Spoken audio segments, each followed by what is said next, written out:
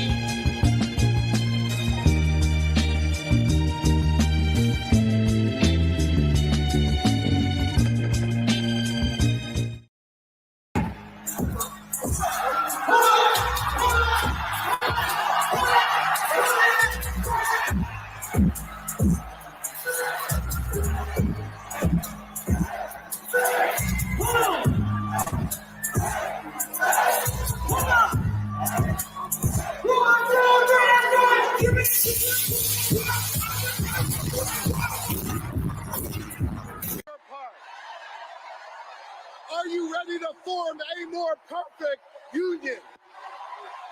Are you ready to build an America where no matter what you look like, where you come from, who you love or who you pray to, that this will be a place for you? And are you ready to look the next president of the United States in the eye and say, hello, Madam President? I am too, so let's get to work.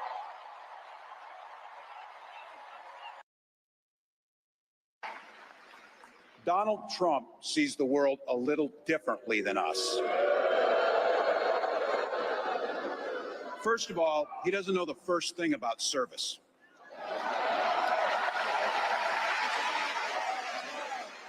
He doesn't have time for it because he's too busy serving himself. Again and again and again, Trump weakens our economy to strengthen his own hand. He mocks our laws. He sows chaos and division. And that's to say nothing of his record as president.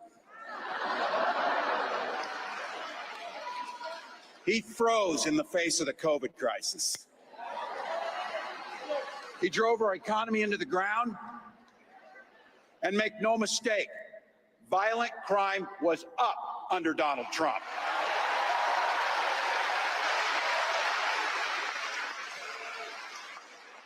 That's not even counting the crimes he committed. Well. Welcome to the National Newspaper Publishers Association's Let It Be Known. Yep, he's the pick. And nothing like a crazy old white man, right? Wow. I mean, the guy is on fire. He's on fire. And this is probably what the folks who push for the president to step aside, this is what they were kind of looking for. Waltz is not really that old. He's 60 years old. We're going to talk a little bit more about him. And I mean, not only did he hit out, as you just heard, Trump on, well, he himself is a criminal. Uh, he went in on JD Vance too.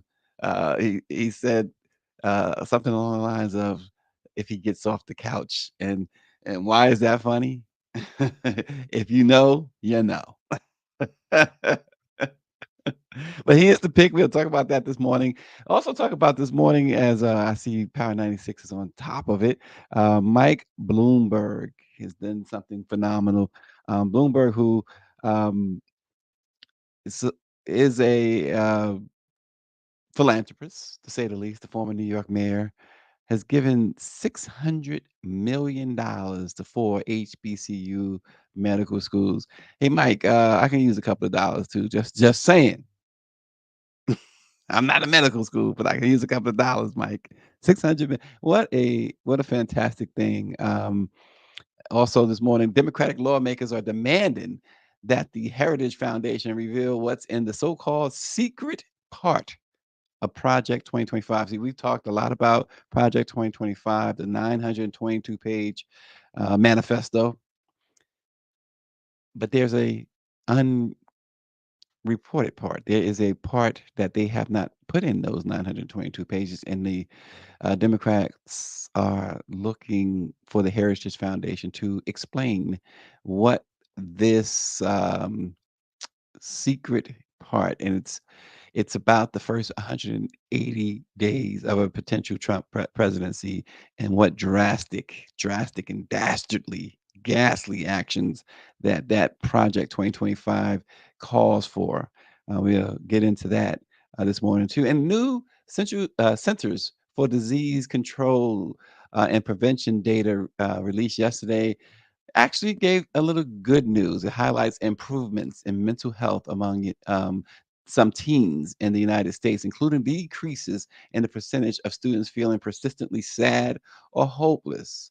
However, the report also highlights concerns of increasing or increases in the percentage of teens reporting experience of school-based violence and absenteeism due to safety concerns.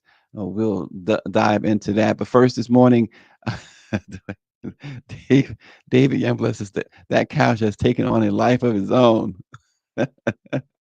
Absolutely. And Power 96 does mention the point here. Under Donald Trump, we have had the worst riot since 1968. That is saying something. That is saying a whole lot, actually.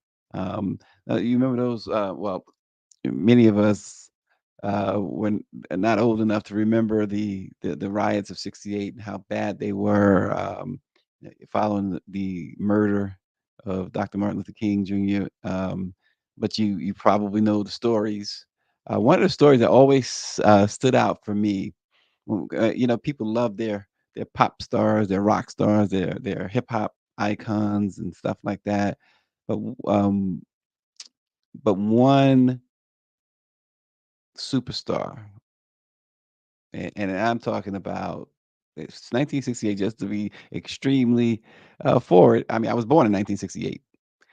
Um, and you know how much I love like Prince, always enjoyed Michael.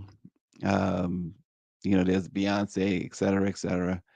But in my lifetime, the one superstar who actually used his power, his stardom, and Power 96 has beat me to the punch to do something incredible for the world, for this country, um, was James Brown.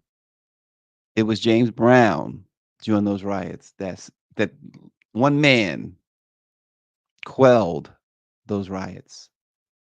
One man was called by the White House. One man was called here, and a black man was called to Boston, Massachusetts, probably the most racist, certainly at that time, uh, northeast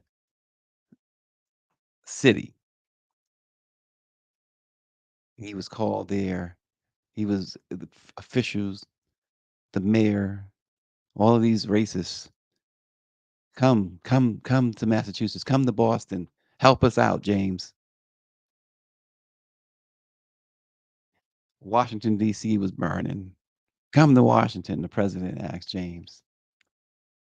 James came. James stopped this. He put on performances that you would never ever believe. I wouldn't believe it if I didn't see the recordings.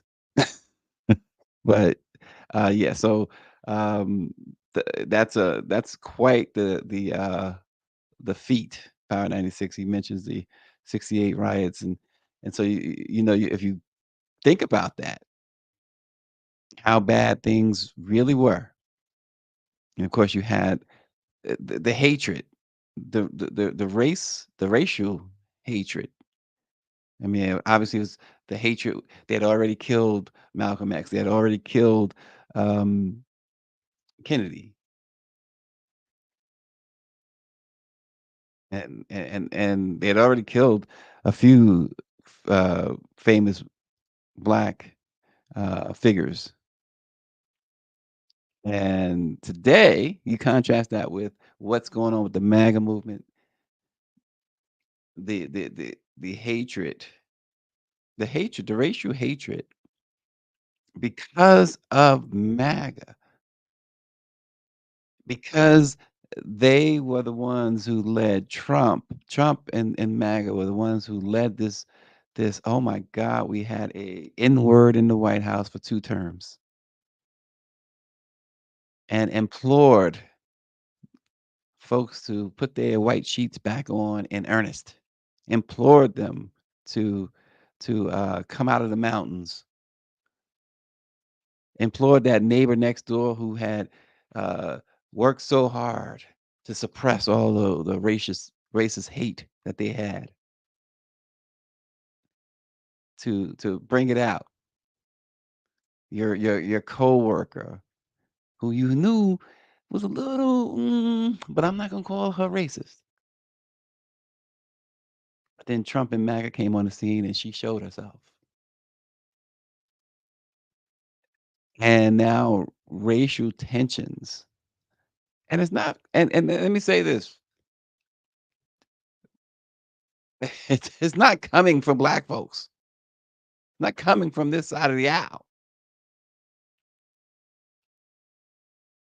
I mean, what we saw in 2020 after the murder of George Floyd, that brief period, which I'm sure I wasn't the only one, but I remember being very vociferous about it.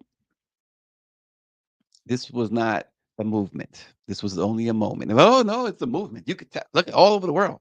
They protested. They're saying Black Lives Matter. It became just what I said. It was a moment because you didn't take advantage of it. You didn't seal the deal back then. They didn't pass those crucial George Floyd just at that point in time. They didn't even pass those legislations. These legislations people cry about today and complain about today and fighting about today about their voting rights, affirmative action, all that stuff. They did not codify them. And now look where you are. You got Project 2025. Y- y- Sometimes black folks can be just too forgiving, and I'm a forgive. I forgive. It's just it's you gotta forgive. Whether you like me, believe in the scriptures, you gotta forgive. Or whether you don't, you just got. You cannot carry that on you, and that's how black people feel in general. They don't feel like you can't carry that burden because it becomes your weight when someone has done something. It becomes your weight if you don't let it go.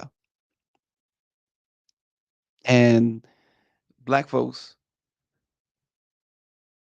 we gotta we didn't demand, you gotta get them to sign on the dotted line. You gotta put that contract in front of them and say, I'm not leaving till you sign it. And so we didn't do that. We didn't do that. And we allow for people to have, and we see that word all the time, let them have grace. Offer them grace. We allow for too much of that. Some people just not graceful. It's just not. You can't give them grace. I mean, if you don't have grace, it's not something you can acquire. So, um, but then I see even on my Facebook thing, and Facebook sucks.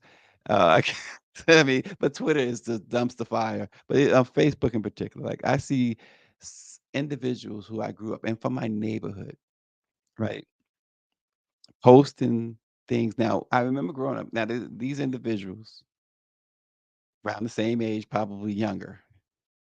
And in fact, one particular individual I'm thinking of is definitely younger, probably by 3, 4, 5 years. And in my neighborhood, when I was growing up, Queens, Rockaway Boulevard, Liberty Avenue, South Ozone Park, Richmond Hill.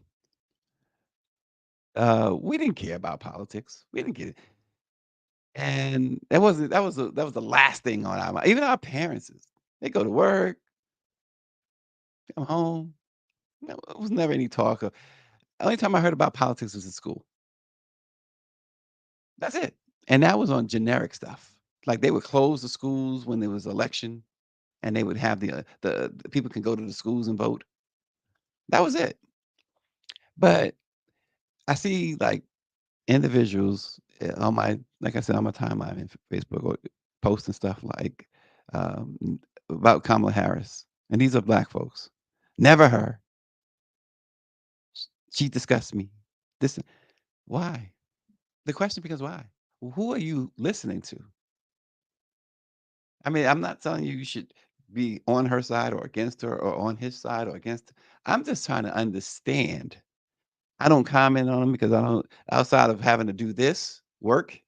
I don't get I don't mix. I don't get involved in that. Your views are your views. Your politics are your politics. But explain to me why you so desperately hate someone who was all the way on the other coast. When we were growing up, she was very young too. The vice president is about our age. Stephen Benjamin, and it's for folks who I'm talking about on my timeline that grew up around and with us, me and my family. Stephen Benjamin was our neighbor. He works in the White House. He was the mayor in South Carolina. We knew Stephen Benjamin. We sometimes played baseball against him from the other side of the bridge, him and his crew. Um, but at what point you living all the way in South Ozone Park, Richmond Hill, Queens, did this that Kamala Harris affected your life? Your family was either in New York, Connecticut, perhaps down south, South Carolina, Alabama. At what point did Kamala Harris affect your life enough where you say, I hate her, never her, she disgusts me? How is that? How is that even possible? That just tells me, and the reason I haven't blocked these folks is is because it amuses me. It amuses me. I can see, and again, I'm not picking sides. I can see if you bought that smoke for Trump because we grew up knowing about Fred and Donald Trump. We grew up knowing that Donald Trump, they didn't want black folks living in their apartment buildings. We grew up knowing that Donald Trump wanted to um, assassinate 5 innocent men known today as the exonerated five. We grew up knowing that Trump called black folks the N word, that at his casino and that he lost in who loses a casino, right? He lost in Atlantic City. He didn't want the N words, and these are his words. I'm just couching it in his casinos. So I just don't get who you listening to. Fox News? And that probably is the problem. Greer has said over and over again, and she's right. You go into a doctor's office, you go into a barber shop, a hair salon, a clinic, and they got on Fox News. And then they put a black face up there, a monkey man. I know that's very derogatory, but that's how they comport. These black folks like Byron Donalds and them comport themselves. And they spew this nonsense. Byron Donalds talking about she ain't black. He got half black kids. It's the nonsense.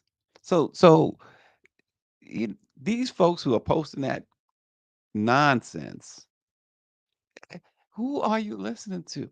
It's akin to, and I remember once again, growing up, when we would watch like the movie of the week and stuff like that in our neighborhoods, certainly the fights or whatever. But the movie of the week, the reason I say that is because 1977. I remember the whole neighborhood being in the house during the summer of 1977. I think it was 77, 76 maybe, watching, yeah, because they ran Roots over 5 nights on ABC. And we go watch it for the hour and 2 hours, whatever is on, and we all come outside afterwards. Beforehand, oh, we gotta go in and watch Roots. Come, and I just remember that, and I'm thinking like, and watching Roots, the mentality that some like who I'm talking about on the timeline, they have that I better be Fiddler, or I better be the one in trying to get into the big house. But this idea of writing constantly, I see it every day, putting pictures of the vice president. She disgusts me. Not never her. This or that. And there's never, and it's just like Trump and his folks. I wish that because we got to cover this stuff, that the Republicans, not just Trump, the Republicans would articulate a policy. They've never done that. And even if you don't like the policy, it's fine. Just articulate, say, hey, this is what, this is how I plan to govern. This is how I, but you got that plan. We have that plan. We have Project 2025. And Project 2025, no matter what Byron Donalds, Monkey Man, says, no matter what Clarence Thomas, who continues to be the most publicly corrupt official in the history of the United States, no matter what Ben Butterbiscuits Carson says, or Tim Mushmouth Scott, no matter what they say, because they got on the blackface and they put them out front. That Project 2025, listen to our girl, Jasmine Crockett. Listen to our girl, AOC. Listen to Hakeem Jeffries. Listen to Steve Benjamin, who told us on this program, White House Director Steve Benjamin, told us on this program that Project 2025 scares the HELL out of him. Y'all want to sit there and, you got Waka Flocka and folks like that want to kiss the ring. Everybody want to be Steve Harvey. Listen, I'd rather be me with no money than Steve Harvey and all his money. Any day of the week. Any day of the week. Power 96 says for every misguided black person voting against VP Harris, we have 10 Susans and Lawrences to take their places. Um, Mike V says, I always found it interesting that they don't trust her, but will trust a RFK as a third party with no experience. Make it make sense. RFK Jr. is testifying in New York this week to try and get on the ballot in New York. The guy talks about, because they said he's a Los Angeles resident. He's married to Cheryl Hines. Cheryl Hines is the actress on Curb Your Enthusiasm. He plays Larry David's wife. And the guy he says that they were testifying, and they said, well, he moved all of his pets. You know what his pets include? He has hawks flying around his house. He buried a bear in Central Park, and he got hawks flying around his house. But they were telling him, and that if he is not being truthful, he's committing perjury because this is happening under oath and before a judge. And he says, well, they asked him, well, he produced a New York driver's license. The day, and it has the date, the starting date of that driver's license was after the date that you claimed that you lived in New York. He goes, well, my assistant fills out all my paperwork. And then here's the kicker. Uh, After they brought the complaint against him, he had someone testify that they were his landlord, and they produced a lease. It was the day after the testimony began that he signed this lease. It was for a room that he's paying $500 a month for. So, like, listen, I know the Kennedy family is saying he not like us. They're saying he not like us. Austin says, "Bear man." Um, Big Sister's chiming in. She says it reminds me of Boys in the Hood when Farius, I guess Farius called the cops, and the black cop asked him, "Is there a problem?" Farius' response was, "Yes, but it's a shame you don't know what it is, brother." I like that. I'm sure I'm saying his name, but I don't remember Farius and Boys in the Hood. I know that scene. Oh my gosh. Mike V says, show me which elected Republican is advocating for reparations for black folks right now. I don't know, but there's none. I'm not gonna say I don't know. There is none. But first, Cori Bush has joined fellow squad member Jamal Bowman in losing their primary largely because of their pro-Palestine stance. Missouri District 1 ousted the progressive Cori Bush in favor of a candidate funded by cryptocurrency interests and a pact aligned with Republicans who once Republican PAC who once ran the campaign of an anti-choice Republican. This guy ran a campaign of an anti-choice Republican. Um, Cori Bush, who was among the first to call for a ceasefire, lost to Wesley Bell, a prosecuting attorney in St. Louis. He jumped into the race. All of a sudden, he jumps into the race with the backing of millions upon millions of dollars from pro-Israel groups. He had first ran against Republican Senator Josh Hawley, and then out of nowhere decided he challenged Bush right after the war in Gaza began. So Cori Bush, who, if you remember, rose to power, rose to her seat, I should say. She captured Congress.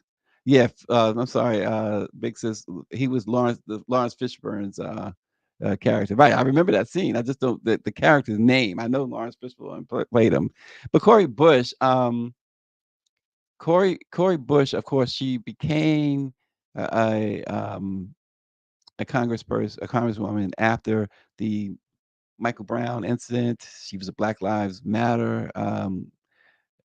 She was very much a Black Lives Matter member, protester, and it wasn't the first time she had ran for office when she eventually won, but Cori Bush joins Jamal Bowman. And remember Jamal Bowman earlier from New York?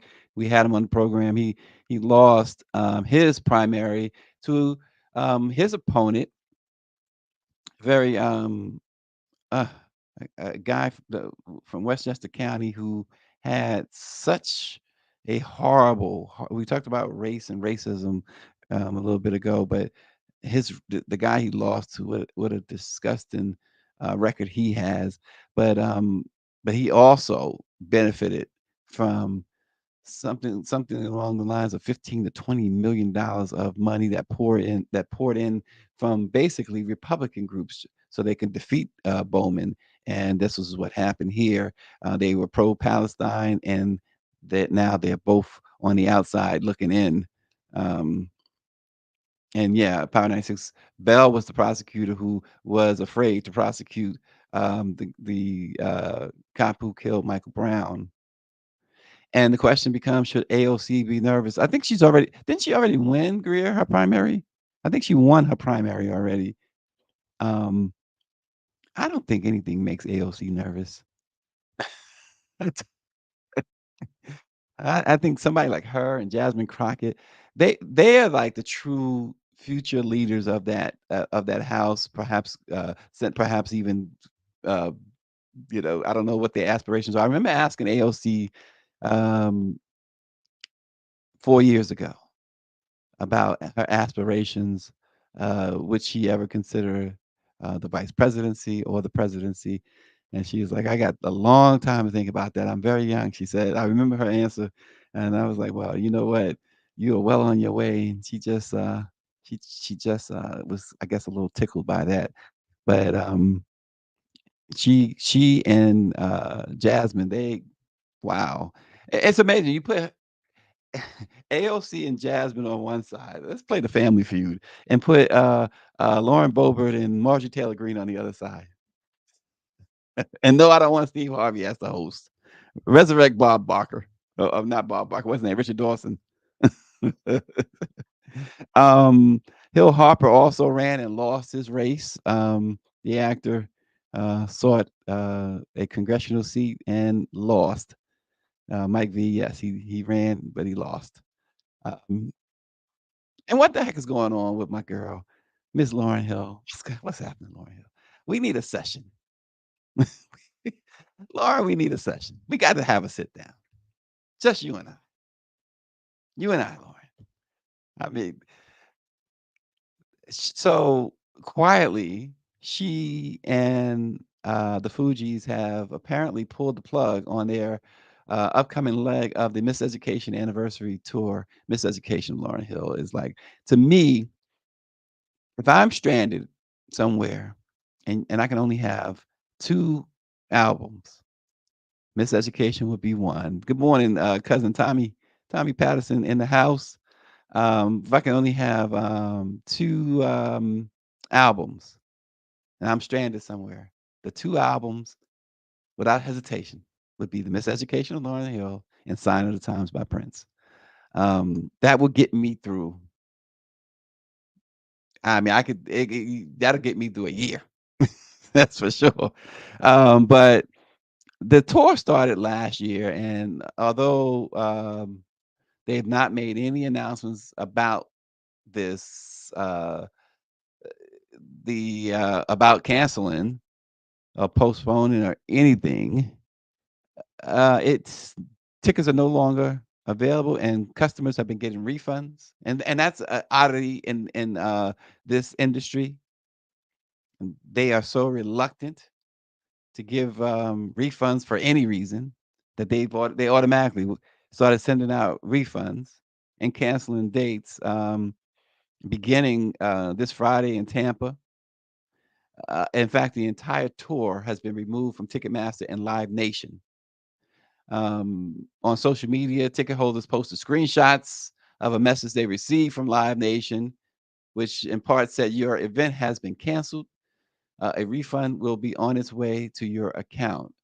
The cancellation seems to include all 18 U.S. tour dates, including stops in Philly, Dallas, Los Angeles, and where the band was scheduled to play the Hollywood Bowl on September the 17th. The Hollywood Bowl is one of those venues out there in Los Angeles where folks really live to play. They live to play that.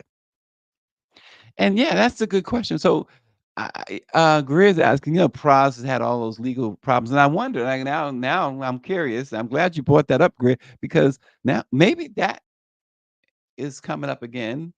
Pras was convicted last year on all these federal extortion and money laundering charges, et cetera, and faces 20 plus years, and he's been out on bail ever since. And his sentencing has been delayed a couple of times. Um, so I wonder if that has anything to do with it. But that's just it. We're speculating. But the interesting thing, though, and speaking of speculation, is that tickets do remain on sale for dates in the UK,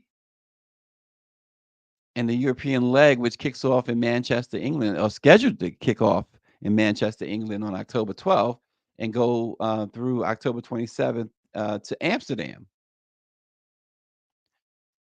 We know that the Miseducation tour, anniversary tour started last year. It was the 25th anniversary of that absolutely uh, groundbreaking album by Lauryn Hill.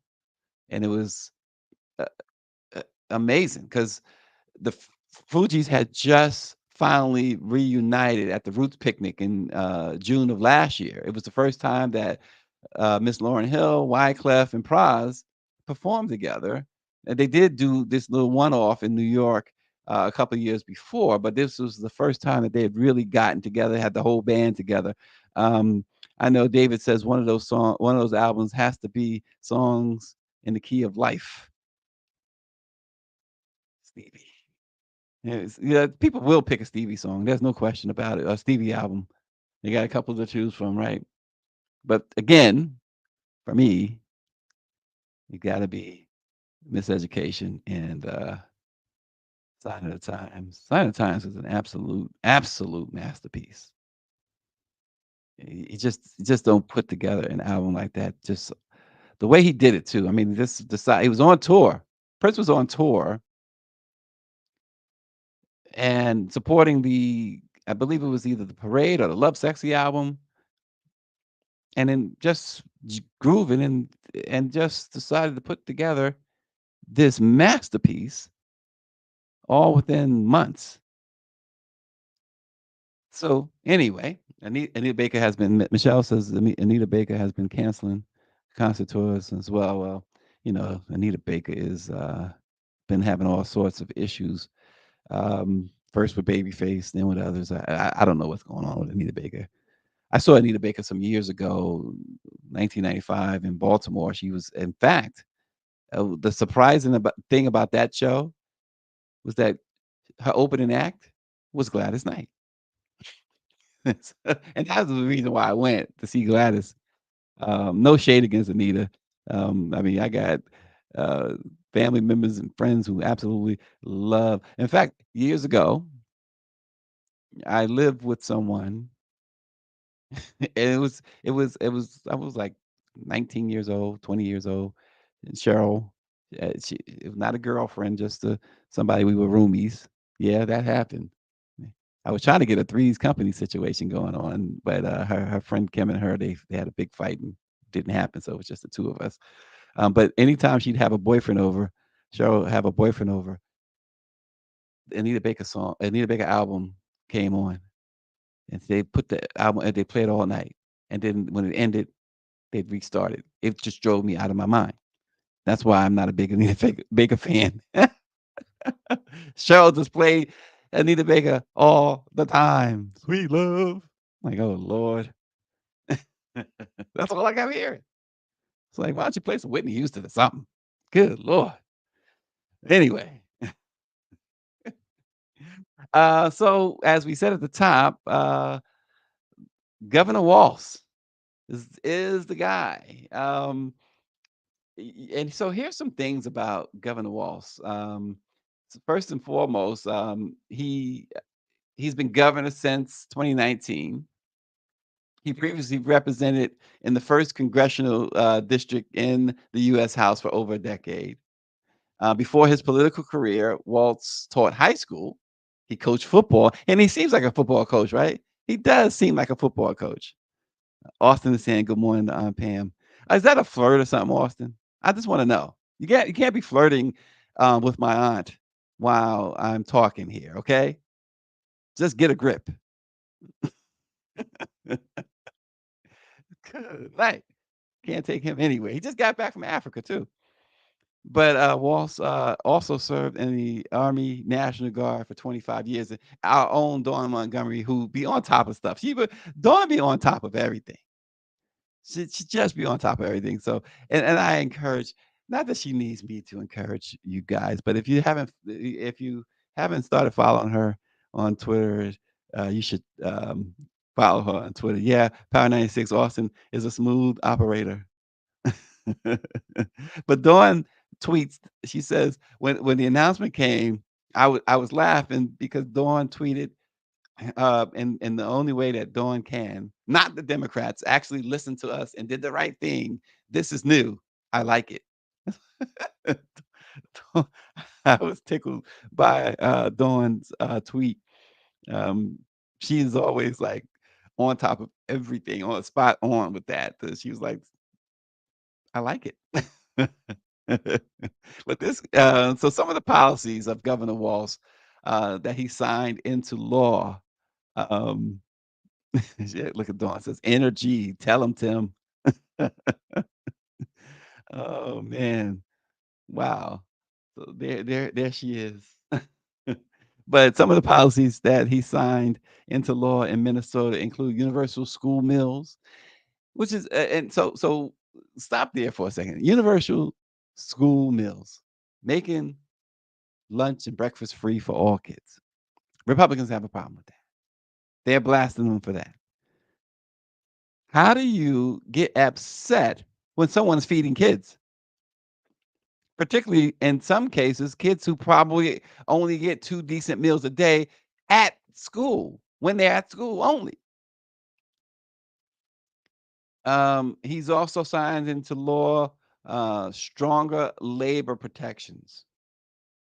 Now, it's been said that that Trump and Vance are extremely anti-labor,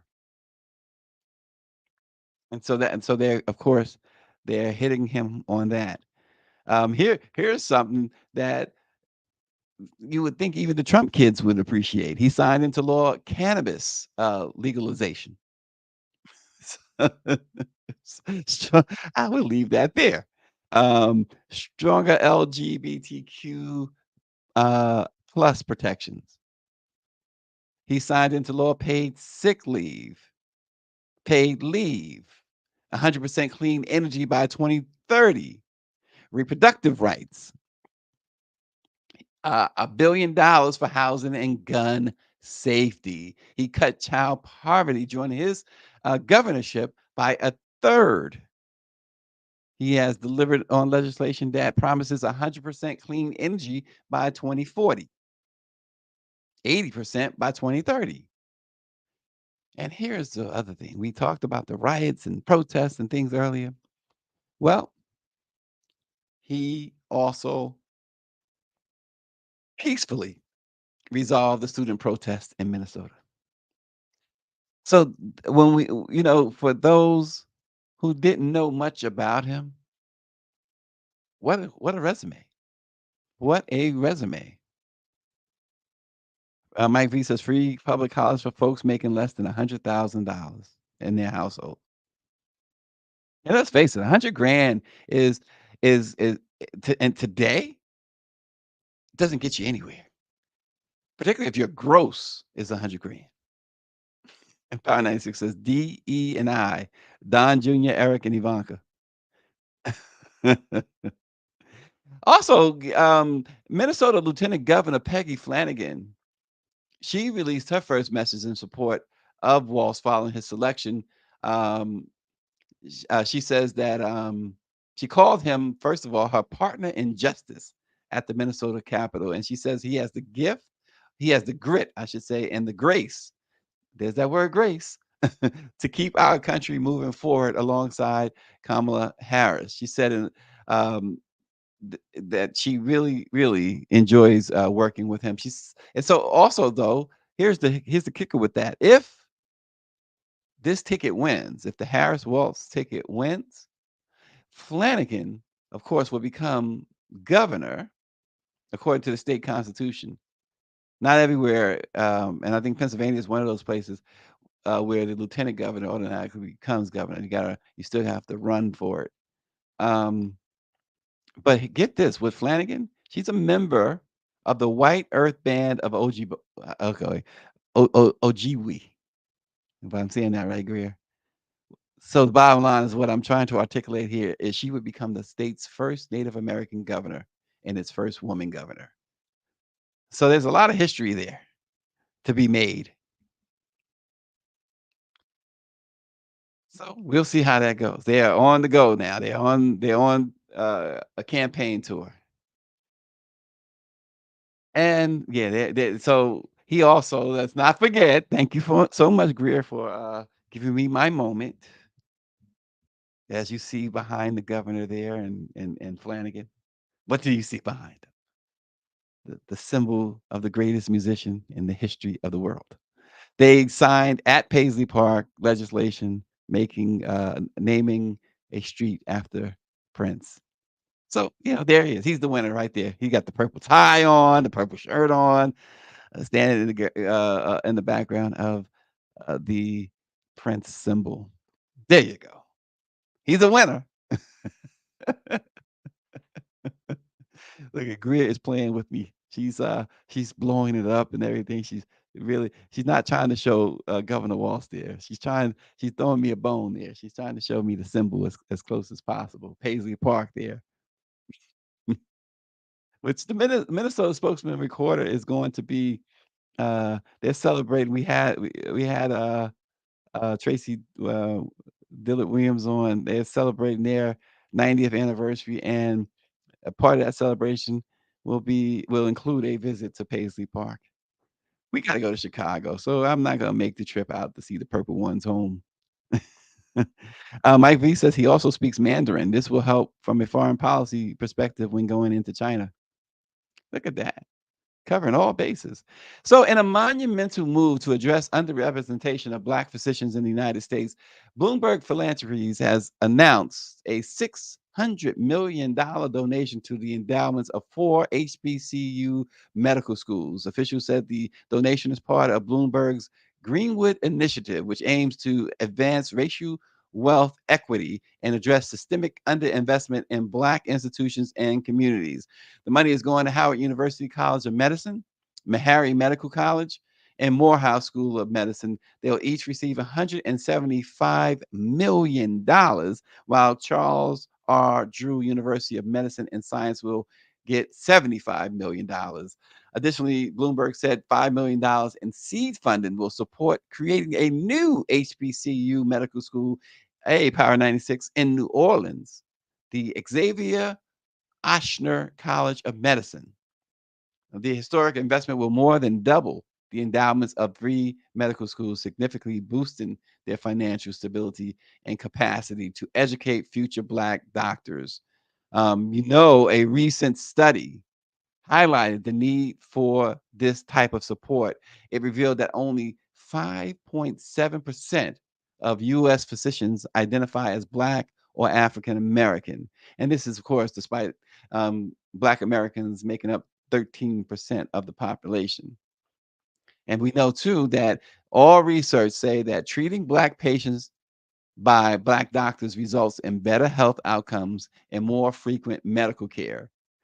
Here's one example. Black patients are 34% more likely to receive preventative care if they see Black doctors. So this is vital. It's like Black teachers. We need Black teachers. So turning our attention to Project 2025, lawmakers on Capitol Hill are expressing more concern about Project 2025 and the potential executive orders, emergency declarations, presidential directives, and other measures that could be implemented under the secret part of Project 2025, which is called the quote 180-day playbook, which the Heritage Foundation has not published. They've published the other 922 pages, but they refuse to publish this 180-day playbook. Representatives Ayanna Pressley, Jared Huffman, they got together and founded a congressional task force which wants to put an end to the hopes laid out in Project 2025. Also, of course, AOC, Rashida Tlaib, and Cori Bush uh, joined about 38 others in signing a letter demanding to know about the secret part of Project 2025. The letter reads, "Our offices are increasingly hearing from constituents worried about the impact of Project 2025 on the future of our nation. A growing number of Americans are concerned that Project 2025 which you described as a quote, second American Revolution, poses an unprecedented threat to our democracy, reproductive freedoms, public education, LGBTQIA plus rights, our economy, environment, public health, and more. Project 2025 includes plans to expand presidential power, eliminate the Department of Education altogether, and also eliminate the Department of Homeland Security. And they want to privatize federal agencies and all federal employees, whether they are appointed, whether they have applied and got a job at the Social Security Administration. They want all public public yeah, public employees, I guess, government employees to take an oath to pledge their allegiance to Donald Trump. Isn't that something? Now, federal employees generally enjoy protections. They are going to strip them of that protection. And if they do not, if they, and not only do they have to pledge their allegiance to Trump, they have to demonstrate it. I don't know how they're going to demonstrate it. What's the criteria of demonstrating it? But they will be tested as to their loyalty to Trump. Dr. Nicole says there's a simple solution. Just don't vote Trump. Problem solved. That's what she says.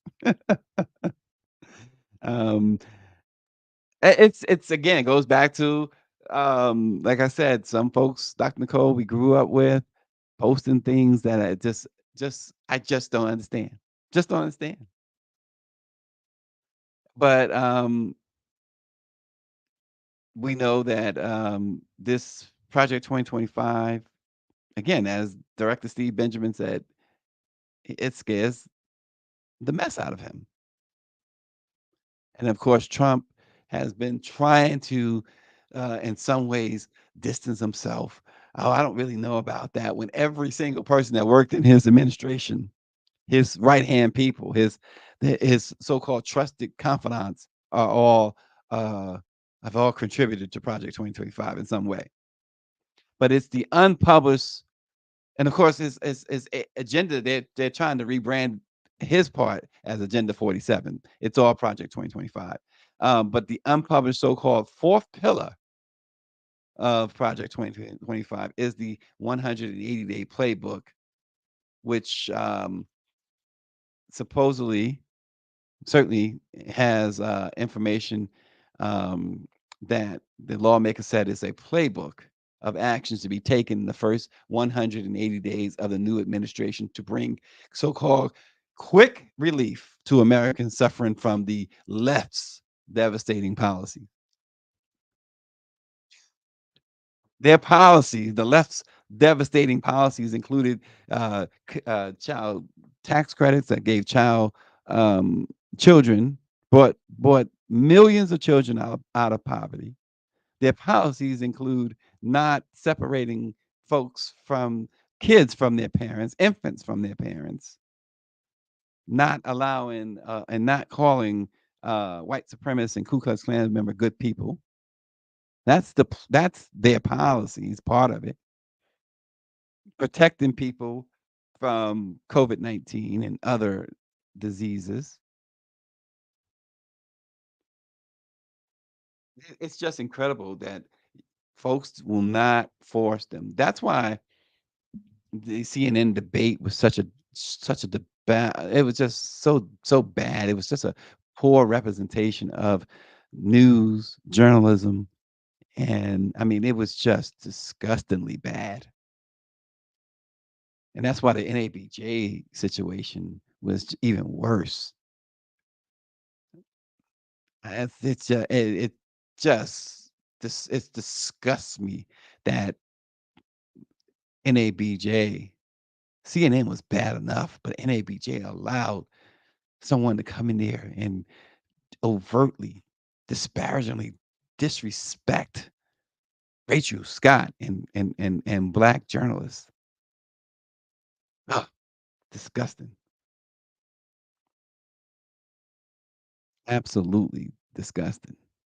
And those, see, it just tells me that the leadership of NABJ is the type of people who post the stuff that I was talking about, that like our old neighbors would post on Facebook about Kamala Harris. Just disgusting. Absolutely disgusting. And finally this morning, new data from the yeah, I'm still wondering that Power 96, how much and who was paid at the NABJ. I know at their wrap up or their board meeting or whatever it was, membership meeting, there was the claim that nobody got paid. Yeah, right.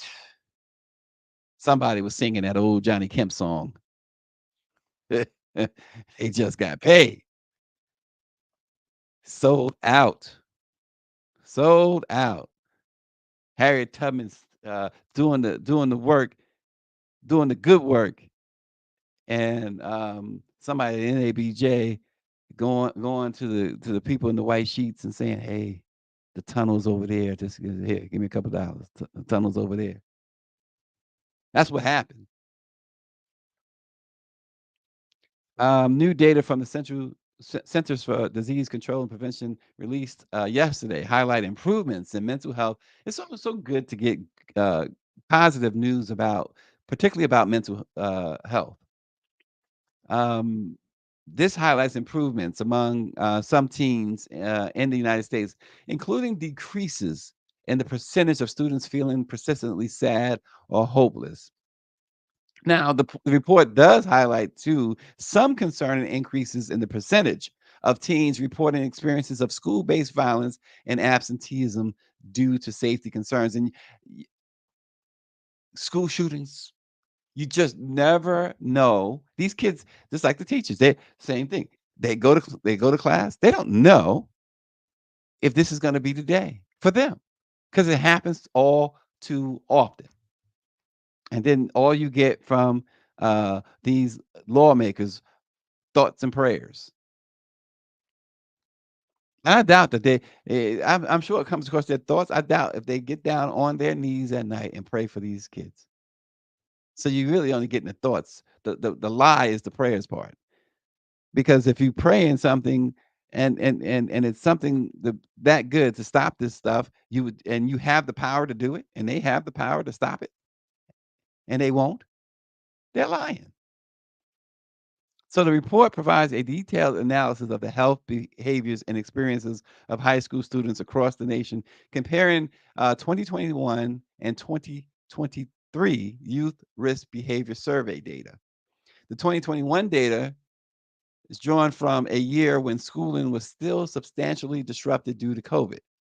The report also provides 10-year data trends by sex, race, and ethnicity, and sexual and gender identity. As students head back to school now, this data is critical to highlighting the challenges faced by millions of young people so that their communities can better address their health and safety. Dr. Deborah Howery, who is the CDC's chief medical officer and deputy director for the program and for program and science, says one of our main priorities at CDC is improving America's mental health. The data release show improvements to a number of metrics that measure young people's mental well-being. She says progress we can build on. She does note that the work is far from complete. Every child should feel safe, she says, and supported, and the CDC will continue its work to turn the data into action until they reach that goal. So, key improvements to youth mental health from 2021 to 2023 include the decrease in the percentage of students overall who experience persistent feelings of sadness. It went from 42% to 40%. There was a decrease in the percentage of female students who experienced persistent feelings of sadness or hopelessness. That went from 57% to 53%, and a decrease in those who considered attempting suicide went from 30 to 27%. And among Hispanic students who felt persistently sad or hopeless, that uh, percentage went from 46 to 42%. And from Hispanic students who experienced poor mental health, that went from 30 to 26%. And Hispanic students who seriously considered attempting suicide dropped from 22% to 18%. As far as Black students who attempted suicide, that went from 14 to 10%. And the number of Black students injured in a suicide percent dropped 2 percentage points. Folks, there are a lot of helplines, and we certainly urge you and your loved ones to utilize them. They have some seriously great professionals on the other end of that phone line that you can call and can really offer more hope than what a person contemplating ending their life has, and perhaps offer more hope than that what that person probably believed is possible. The 988 Suicide and Crisis Lifeline is certainly a one of those very important things, that numbers to remember. Just 988, or you can chat 988lifeline.org. You can call or text 988, or if you want to chat with someone right away, 988lifeline.org. It's good to see that there are some signs that the mental health problems that we have, that many have in this country, is being addressed. It's good to see that. But certainly, not that number 988 is something that everyone should have at their disposal. It's a very mentally exhausting time in this country, very mentally exhausting time in this world. And so things can overwhelm. Prices for things are high. People are struggling, but there is help available. So please spread that to your loved ones. Somebody that you may not know is struggling with something. You know, they used to say about it's the quiet ones, right? And sometimes it's not the quiet one. Sometimes it's the most loud one. But check on your loved ones, check on your friends, your family, and check yourself. You're not feeling, Simone Biles really set a great example of that. They criticized her endlessly when she stepped out of the Tokyo Games, you remember? And she said she needed a mental health break. She came back in Paris stronger than ever. She won a silver medal. And she won. Remember we reported this. Um, she had an injury, a leg injury, but she plowed through. She plowed through because she got her mental health in order. She took time. She looked in the mirror and saw something that she didn't particularly like. So there you go. Take care of your mental health. Take care of that of your friends and family. And folks, here's something that'll help my mental health. If you hit subscribe on LIBK-News on YouTube and mention it to your friends and family and have them do the same thing. And we'll be back at it tomorrow. Thanks for watching.